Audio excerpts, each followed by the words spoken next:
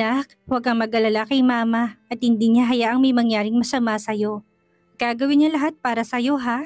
Bulong ni Jocelyn sa kanyang tiyan habang nakahawak dito. Sa mga oras na yon ay nagdadalawang isip siya na tawagan si Carter. Nakauwi na siya ng mga oras na yon at nakabalik na siya sa kanyang silid kung saan niya naiwan ang kanyang cellphone. Wala pa rin ito doon at hindi niya alam kung anong oras ito uuwi o kung uuwi pa nga ba doon. Ngunit sa kabila ng pagdadalawang isip niya ay dinampot niya ang kanyang cellphone at mabilis na dinayal ang numero ni Carter. Bakit mo siya tinawagan? Gusto mo bang magalit siya sa'yo? Paano kung nakakaistorbo ka lang sa kanila? Tanong ng isang banda ng isip niya sa kanya kaya naman nang magaling ito ng isang beses ay mabilis niyang pinatay ang tawag. Napagdesisyonan na lamang ni Jocelyn na siya na lang mag-isa ang pupunta sa ospital upang ipagamot ang sarili niya. Dali-dali niyang inihanda ang kanyang sling bag. Yun lamang ang dinala niya at ilang card niya at ilang pera at syempre ang kanyang cellphone.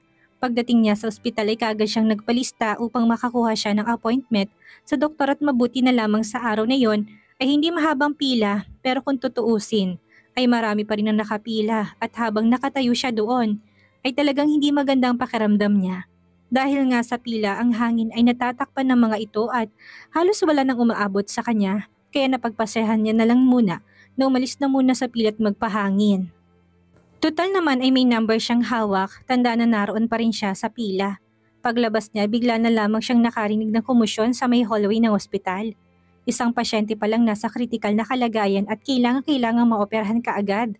Tumabi si Jocelyn sa may gilid ng hallway at pinanood niya na pinagtutulungang itulak ng mga doktor at nurse ang isang pasyenteng nakahiga sa stretcher at pagkatapos ay sumigaw ng malakas. "Tumabi kayo sa daan!" sigaw ng isa sa mga doktor. Alam ni Jocelyn ang sitwasyon ng pasyente ay kritikal at ang bawat segundo at minuto ay lubhang napakahalaga para rito dahil kailangan itong mabigyan kaagad ng paunang lunas. Nang mga oras na yon ay nanatili lamang siya sa gilid ng hallway. Nang bigla na lamang natila ba nawala na lakas sa mga tuhod niya, marahil siguro sa sobrang pagkahilo at sa panlalambot na nararamdaman niya. Mabuti na lamang at may poste sa tabi niya kaya nang matutumba na sana siya ay kagad siyang nakakuha ng balanse mula doon. Samantala sa kanyang harapan ay apurang-apurang mga doktor at nurse. Naitulak ang pasyente patungo sa emergency room ng ospital na yon at napansin niya na sa likod ng mga ito ay maraming mga pulis na nakasunod dito. Bigla na lamang umikot ang paningin ni Jocelyn at unti-unting nandilim ang kanyang paningin bago siya tuluyang nawala ng malay at bumagsak sa sahig. "Boss, may nahimatay!" sabi ni Lito sa kanya nang makita nilang isang babae na bigla na lamang bumagsak sa sahig. Kaagad silang humiwalay na dalawa mula sa kanilang mga kasama at dali-daling nilapitan ng babae. Nang iharap nila ang mukha nito bigla siyang nagulat. "Hindi ba at yan yung babaeng tinulungan mo nung nakaraan lang?" tanong nito sa kanya.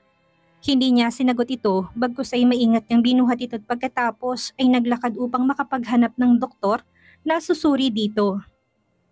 Agad naman siyang sinalubong ng ilang doktor at mabilis na ipinasok sa loob ng isang silid. Samantaling naiwan sila sa labas ng silid na palakad-lakad at hindi mapalagay. Hindi niya maiwasang hindi mag-alala dito lalo na at sobrang namumutla ito at ang init din ito lalo na kanina nang buhatin niya to. Habang nag-iisip ay bigla na lamang siyang napatigil nang may maramdaman siyang tapik sa kanyang balikat. Nilingon niya to. Si Lito pala. "Boss, hindi mo ba namumukhaan yung babae? Hindi ba siya yung tinulungan mo rin noong nakaraang mga araw? Yung ninakawan ng hikaw?" tanong nito sa kanya. Ngunit hindi lamang siya sumagot. "Boss, sabi ko na kasi sa'yo, mukhang para talaga kayo sa isa't isa. Mukhang gumagawa talagang tadhana na muli kayong pagtagpuin." Dagdag pa nito sa kanya na tuwang-tuwa ang muka. Sinamaan niya ito ng tingin at bigla namang nabura ang ngiti nito sa mga labi. At pagkatapos ay napakunot nito ang kanyang noo. "Bakit boss? Hindi mo kasi naalala magandang dalagang tinulungan mo noong nanakawan siya? Hinatid pa nga siya natin sa ospital, hindi ba?" tanong nito sa kanya. Binawi niyang kanyang tingin dito. "Hindi ko siya kilala." Malamig na sagot niya rito. Sa totoo lang ay nakilala niya ito kanina kahit nasa isang sulyap lamang. Totoo ngang magandang babaeng yon na may karaniwang hugis na mukha at may magagandang pilik mata at napakaamong mga mata. Maging ang mga mapupulang labi nito'y tandang-tanda niya. Ngunit alam niya na wala lang ang mga yon kung hindi ang pinakamahalagang bagay ang binuhay nitong damdamin sa kaloob-looban ng kanyang puso. Hindi niya rin maintindihan ang kanyang sarili. Pero sigurado siya sa nararamdaman niya. Yun pa lamang pangalawang beses na pagkikita nila. At baka sa mukha nitong lungkot kahit na hindi niya nakitang bukas sa mga mata nito. At tila ba may nagtutulak sa kanya na tanggalin ang kung anumang kalungkutan na nararamdaman nito. Bigla tuloy niyang naisip ano kayang itsura nito kapag ngumiti ito. Nasisiguro niya na mas gaganda pa ito lalo kapag nakangiti ito. Sa mga oras na yon ay bigla namang nagring ang cellphone ni Lito na nasa kanyang tabi ng mga oras na yon kung saan ay agad din naman itong sinagot yon. Nang matapos ang tawag ay kaagad itong lumapit sa kanya upang malaman niya kung anong tinawag dito. Boss, natanggal na raw ang balat na sa stable na daw ang kalagayan niya ngayon. Sa wakas, naging successful ang naging operasyon niya. Dapat nagpasalamat siya para sa pangalawang buhay niya. Masayang balita nito sa kanya.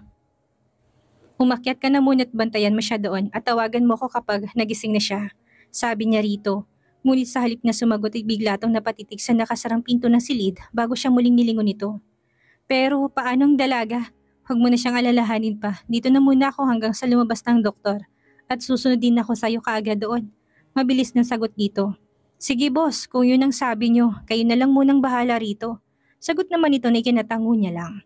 Bago tuluyan tong tumalikod ay bigla na lamang nitong sinabi sa kanya na, Boss, huwag mong kalimutang kuhanin ang number niya ha.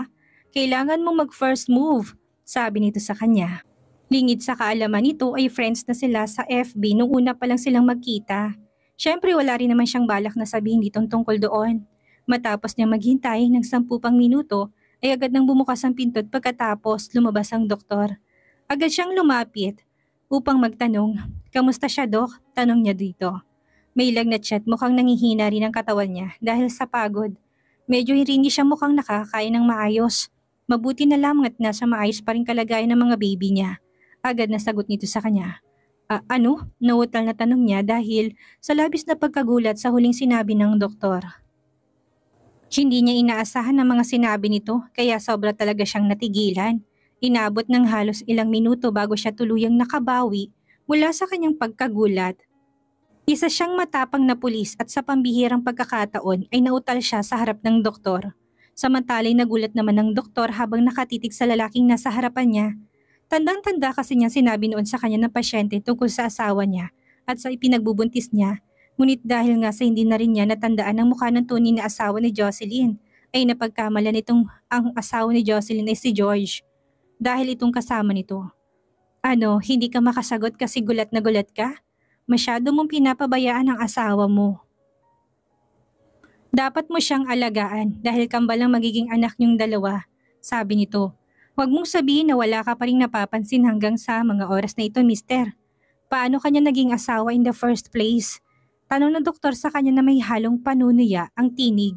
Habang nagsasalita ang doktor ay hindi ni George maiwasang hindi mapakuyom ng kanyang mga kamay dahil sa labis na galit. Samantalang makita ng doktor ang nalilitong mukha pa rin ng lalaking nasa harapan niya, ay mas lalo siyang nakaramdam ng galit dito. Naalala niyang ilang beses na pagpunta ng ospital ng babaeng pasyente at mas lalo lamang siyang nagalit. Alam mo ba na 2 buwan na siyang buntis? Ilang beses na ba siyang na-ospital? Kung patuloy pa na ganito ay mukhang hindi niya kakayahanin at baka malaglag ang bata ng tuluyan sa kanyang sinapupunan. Sabi niya rito. Dok, hindi ako. Ibinuka ni George ang kanyang bibig upang sabihin sana dito na nagkakamali at hindi siyang asawa ng babae. Ngunit hindi siya binigyan ng chance na magpaliwanag ng doktor. Ibinigay sa kanya isang maliit na papel at inis na sinabi nito sa kanya. Pumunta ka sa cashier at bayaran mo to. Abot nito sa kanya ng papel. Pagkasabi nito bigla na namang pumasok ang doktor sa loob ng silid. Napatitig si George sa papel na inabot nito sa kanya at pagkatapos nailing na tumalikod doon upang pumunta sa unang palapag upang bayaran ang kung anumang nakasulat sa papel. Napaangat ang ulo ni Jocelyn nang muling pumasok ang doktor sa kanyang silid. Kasalukuyan siyang nakaswero ng mga oras na yon at nang makita siya ng doktor ay bigla na naman tong nalungkot habang nakatitig sa kanya. Matanda ka na pero bakit mukhang hindi mo pa alam alagaan ang sarili mo? Tanong ng doktor sa kanya pagkatapos ay napabuntong hininga ito. Hindi ba't ilang beses ko nang sinabit ibinilin sa'yo na dapat ay lagi ka lang masaya at bawal kang ma-stress? Alam mo namang nakakasama yun sa'yo at mas lalo na sa mga magiging anak mo. Sermon ito sa kanya. Hindi ko alam kung naintindihan mo ba talaga ang lahat ng sinasabi ko sa'yo. Dagdag pa nito sa kanya. Alam ni Jocelyn na mali talaga siya at alam niyang may pagkukulang talaga siya sa sarili niya. Kaya wala siyang nagawa kundi ang iyuko ang kanyang ulo. Wala siyang lakas ng loob na salubungin ang mga mata nito. Hinintay niya pa ang mga susunod pang sasabihin nito. Samantalang nang makita naman ng doktor na nagyuko siya ng ulo, ay bigla itong napaisip ng tama ng paninermon niya rito. O siya, tama na nga yun. Wala akong ibang gusto ko hindi ang maging maayos ka at ang magiging mga anak mo hanggang sa tuluyan ka ng mga anak, sabi nito sa kanya. Sa puntong yun ay bigla niyang naalalang tungkol sa asawa nito. Siya nga pala, nakita kong asawa mo sa labas at hindi ko na napigilan pang sabihin sa kanya ang tungkol sa pagbubuntis mo dahil sa inis ko. Pasensya ka na, sabi nito sa kanya. Biglang napaangat ng ulo si Jocelyn, bigla nang marinig niya ang sinabi nito. Sinabi mo na sa kanya, Dok? Biglang nanikip ang dibdib na tanong ni Jocelyn dito. Oo, sinabi ko na sa kanya. Nanigas siya bigla sa kinahigaan niya. Alam na ni Carter na buntis siya. Pero paano tong napunta dito? Sinundan kaya siya nito? Ano kayang reaksyon nito nang malaman nitong buntis siya? Masaya ba to? Tatanggapin kaya nitong magiging mga anak nila dahil kambal pa lang dinadala niya? Nang mga oras na yun ay natataranta na siya at sobra siyang kinakabahan. Nagsusulat ang doktor sa harap niya nang bigla na naman itong nagsalita. Gwapong asawa mo at ibang-iba ang suot niya ngayon kaysa noong una ko siyang makita. Ngayon nakasuot siya ng uniform ng pulis. Bigla itong tumigil at nilingon siya. Bakit naman napakapabaya niya pa rin sa kabila ng pagiging pulis niya at ni hindi ka man lang niya maalagaan ng tama? Sabi nito. Hindi siya nakasagot rito. Pero nakasuot ng uniform ng pulis? Nalilito tuloy siya sa sinabi nito. Bakit naman nakasuot ng uniform ng pulis si Carter? Ano sabi niyo, Dok? Naka-uniform ng pulis? Paninigurong tanong ni Jocelyn sa doktor. Tumango ang doktor sa kanya. Oo, nagsalubong ang kanyang mga kilay dahil sa naging sagot nito. Pwede niyo po ba akong tulungan para makausap siya? Sabi ni Jocelyn sa doktor. Well, inutusan ko siyang bumaba at bayaran ng fee. Paniguradong pabalik na yon, maghintay ka lang. Ngiting tugon sa kanya ng doktor. Walang nagawa si Jocelyn kung hindi ang mapatango na lamang at pagkatapos ay tuluyan na ngang nagpaalam sa kanyang doktor. Tahimik siyang nahiga sa kanyang kama hanggang sa pagkalipas lamang ng ilang minuto ay tuluyan na ngang may kumatok sa pinto. Pasok, sabi niya, nakatitig siya sa pinto tinihintay kung sinong papasok. Hanggang sa tuluyan na ngang bumukas ito at pumasok ang lalaking naka-uniform ng pulis. Katulad nga na sabi ng doktor at nang makita niya ang mukha nito ay bigla na lamang siyang nakahinga ng maluwag. Nagkamali ang doktor, dali-dali itong naglakad palapit sa kanya. Kamusta ng pakiramdam mo? Tanong nito sa kanya nang tuluyan na itong makalapit sa kanya. Wala ka namang dapat ipag-alala, isa pa'y okay na ako, salamat. Sinabi sa akin ng doktor na ikaw nagbayad ng pagpapagamot ko at babayaran na lang kita gamit ang e-wallet. Itatransfer ko na lang sa iyong pera. Sabi niya rito at pagkatapos dinampot niyang kanyang cellphone sa tabing ng kama. Binuksan niya ito at hinanap ang FB upang isearch ang pangalan nito doon. Inabot niya rito ang kanyang cellphone ngunit halos mangawit ng kanyang kamay sa pag-aabot dito. Ay nanatili lamang itong tuwid na nakatayo sa kanyang harapan kaya bigla na lamang napakunot ang kanyang noo. Kailangan kong malaman ang account mo at doon ko na lang ipapasang bayad. Sabi niya rito habang nakatitig ito sa kanya. Ang pangalan ko ay George Mendoza, sabi nito sa kanya. Sa mga oras na yon ay nakuha ng nagsalita na nakaawang ng mga labi ni George dahil halos hindi siya makapagsalita sa harapan ng babaeng ito. George Mendoza? Tanong ni Jocelyn sa kanyang isip. Bakit parang pamilyar sa kanyang pangalang binanggit nito? Sana nga ba niya ito nakilala? Tinitigan niyang mukha nito saglit at pagkatapos ay napatampal na lamang sa kanyang noon nang maalala kung sinong lalaking nasa harapan niya ng mga oras na yon. Ah, ikaw, naalala ko na, sabi niya. Agad niyang binuksan ang kanyang e-wallet at doon niya muling sinend dito ang nagastos niya sa ospital. Siya palang lalaking tinutukoy ng doktor, ang lalaking nasa harapan niya, ang tumulong sa kanya noong nanakawan siyang nanghikaw sa bus stop. Akala niya hindi na muli niyang makikita to, ngunit sa hindi inaasahang pagkakataon ay muling nagkrus ang landas nilang dalawa. Katulad noong unang beses silang magkita ay muli na naman siyang tinulungan nito ngayon. Hindi ko inaasahang dito pa talaga tayo magkikita ulit, sabi niya at pagkatapos ay bahagyang nginitian ito. Siya nga pala, ako nga pala si Jocelyn. Pagpapakilala niya rito dahil noong huli niyang makita ito ay hindi niya man lang nagawang magpakilala. Nang eksaktong matapos siyang magsalita ay agad nang nagring ang cellphone nito at hindi na nagawang sumagot sa kanya. Agad nitong dinukot ang cellphone sa bulsa at mabilis na sinagot ito. Napasulyap si George sa kanyang cellphone bago niya sagutin ang tawag. Silitong tumatawag sa kanya ng mga oras na yon. Boss, gising na siya, pag-iimporma nito sa kanya. Sige, pupunta na ako dyan. Agad niyang sagot dito at pagkatapos ay tuluyan ng pinatay ang tawag.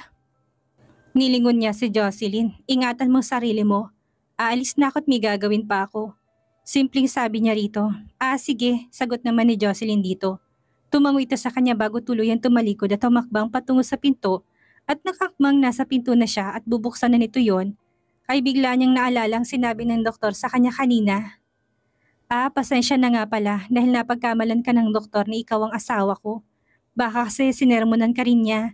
Paghingi niya rito ng paumanhin dahil sa nangyari. Dapat lang na humingi ka na sorry. Malamig na sabi nito sa kanya at pagkatapos ay tuluyan ng lumabas ng pinto nang hindi man lang lumilingon sa kanya. Napakibit-balikat na lamang siya dahil dito. Dahil na rin siguro sa swero na nakabit sa kamay niya ay bigla na lamang siyang nakaramdam ng pagkaantok. Kaya pinikit niyang kanyang mga mata pagkatapos ay napahikab. Nang magising si Jocelyn ay palubog na ang araw. Halos umaga pa lang nang matulog siya at ngayon ay hapon na. Ibig lamang sabihin maghapon siyang natulog. Bumangon siya mula sa kanyang kama at hinilang stand ng swero niya palapit sa bintana at tumanaw doon. Dahil sa papalubog na araw ay nagkulay pulang kahel ang kalangitan na napakagandang pagmasdan. Binuksan ni Jocelyn ang bintana at pagkatapos ay kaagad na sumalubong sa kanyang panghapong simoy ng hangin kung saan ay napapikit siya nang tumamato sa kanyang muka. Ilang minuto muna siyang nanatili doong nakatayo hanggang sa napagpasyahan na niyang bumaba sa unang palapag ng ospital. Napagpasyahan niya na maglibot-libot muna sa ospital at baka sakaling mas gumaan pa ang pakiramdam niya. Napagpasyahan niya na sa parke na lamang muna siya pupunta dahil may parke ang ospital para sa mga pasyente. Masaya siya nang pinagpalunuhan niyang pumunta doon ngunit hindi niya inasahang mawawalang lahat ng saya niya dahil sa mga taong nakita niya sa may parke. Nakita niya mga ito na mistulang nagpapahinga at mukhang nagpapagaling din si Roxanne. Sa ilalim ng papalubog na araw ay nakita niyang tulak-tulak ni Carter ang wheelchair. Mukhang pinoprotektahan nito si Roxanne sa kung anuman. Napakaamo at napaka-perpektong tingnan ang mga ito habang nasisinagan ng papalubog na araw. Napakaganda na tila kinulay na silver light dahil sa sinag ng araw. Tila sa tingin niya ay magkamukha ang mga to at mukha rin silang perpektong mag-asawa na nagmamahalan talaga. Agad niyang naramdaman na bigla na lamang nanikip ang dibdib niya. Malinaw na napakaganda talaga ng paglubog ng araw. Ngunit ng mga oras na yon ang dalawa sa kanyang harapan ay tila ba nakakasilaw dahil sa sobrang nagliliwanag ang mga ito. Dahil sa sobrang pagkasilaw niya, bigla na lamang pumatak ang kanyang mga luha. Habang nakatayo siya doon, ay naramdaman niya na tila ba nanigas ang kanyang mga paa. Isa pa ay gustong-gusto na niyang umalis doon ng mga oras na yon, ngunit hindi niya maihakbang ang kanyang mga paa dahil tila ba napakabigat na mga ito kahit na anong pilit niya. Gusto na niyang umalis doon at tumalikod na lang palayo sa mga to dahil sobrang sakit para sa kanya na makita ang mga ito, ngunit pakiramdam niya ay napakabigat ng katawan niya na halos ayaw gumalaw. Ayaw nitong makipagkooperasyon. Ang mga ito'y patungo sa direksyon niya at wala siyang magawa kung hindi tignan ito habang palapit ng palapit ang mga ito. Ang mga figura ng mga ito ay mas naging malinaw pa sa kanya. Habang palapit ng palapit ang mga ito, ayaw niyang makita ang mga ito at ayaw rin niyang makita siya ng mga ito. Pinilit niyang kanyang sarili at iniipon na natitira pa niyang lakas. Mabilis siyang tumalikod at naglakad pabalik sa kanyang silid sa pangalawang palapag. Kaya nga lamang ay nakakadalawang hakbang pa lamang siya nang bigla na lamang niyang narinig ang pagtawag ng pangalan niya mula sa kanyang likuran. Jocelyn? Biglang nanigas mula sa kanyang kinatatayuan nang marinig niya ang pagtawag ng pangalan niya at nanatiling nakatayo lamang sa kanyang kinaroroonan. Si Carter ay napakunot ang noon nang marinig ang tinawag ni Roxanne. Sino tinatawag mo? Salubong ang kilay nitong tanong sa kanya. Agad naman niyang tinasang kanyang dalirit pagkatapos ay mabilis na itinuro ang nasa harapan nila. Si Jocelyn yun, tingnan mo dali.